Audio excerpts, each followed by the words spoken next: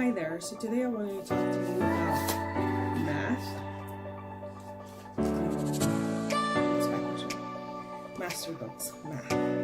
I started my daughter with Math UC, and I tried a couple other programs. My daughter did not like it. For her, Math UC was blunt and boring. And for her, she didn't even want to try and sit down. Like for her, it was the most insignificant thing ever that it could have been out there.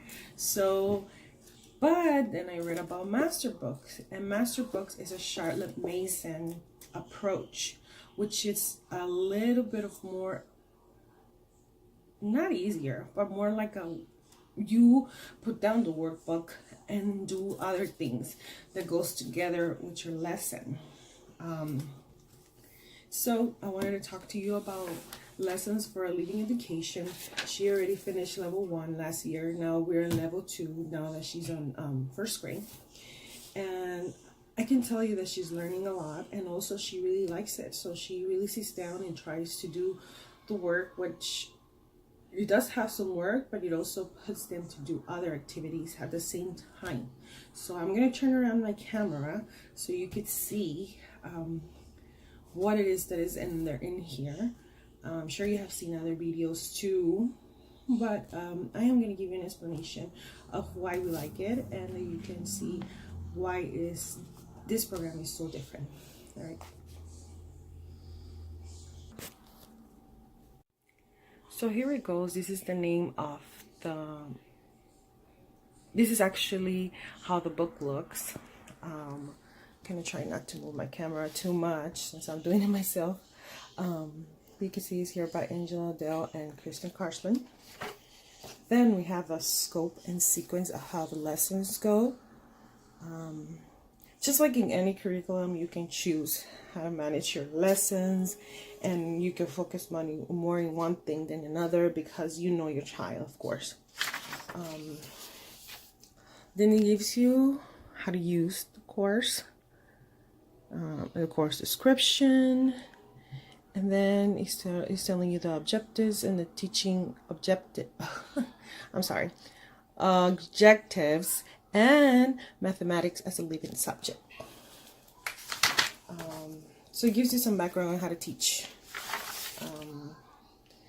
Then about manipulators that you could use, different things that you could do, and then he also tells you how to use every day the manipulators and how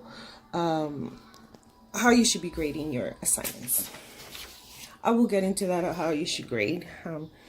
I am with a charter and they teach me that. So now right here is giving you the daily schedules, how to use it. This is a 5-day schedule. You could easily do this in a 4-day schedule. Very easy.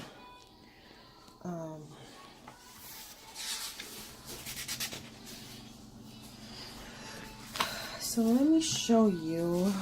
This is kind of like the index cards that your child creates in one of the starting lessons at the beginning. So they create index cards. So this is what I'm saying. It's not just workbooks. They get to create and do their own drawings and do things. So the child will get more involved. So let's see here. For example, in lesson 6, they will be learning about skip counting by using dimes and nickels and minutes on the clock.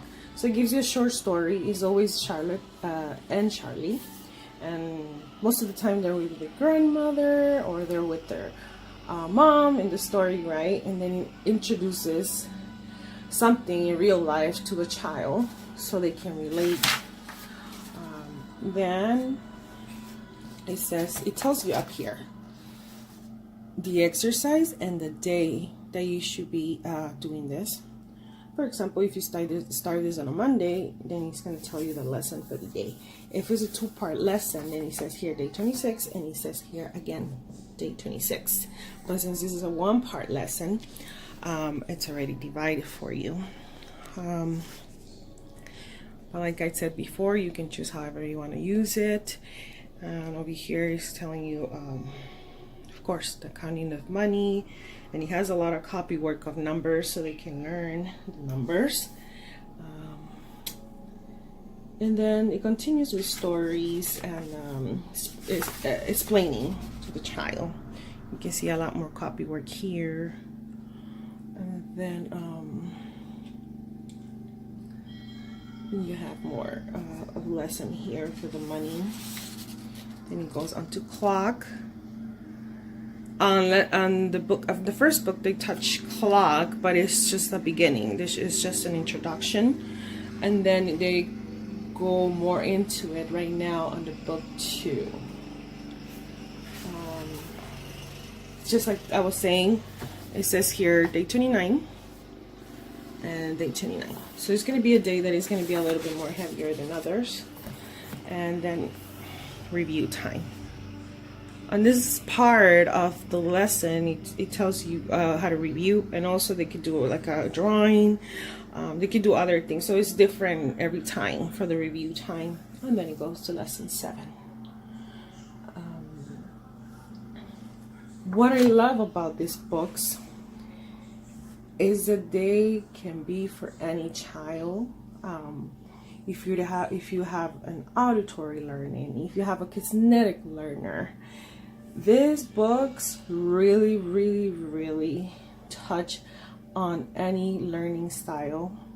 And I have to say that I'm really happy with these books. They're easy to use.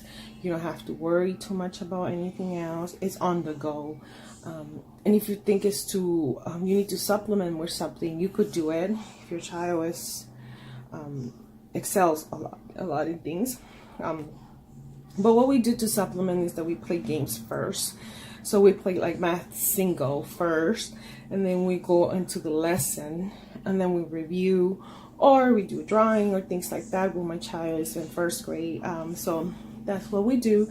I hope you like the review, and those are just ideas of different things that you could do with your lesson. And thank you so much. Please subscribe to my channel and share. Thank you. Bye-bye.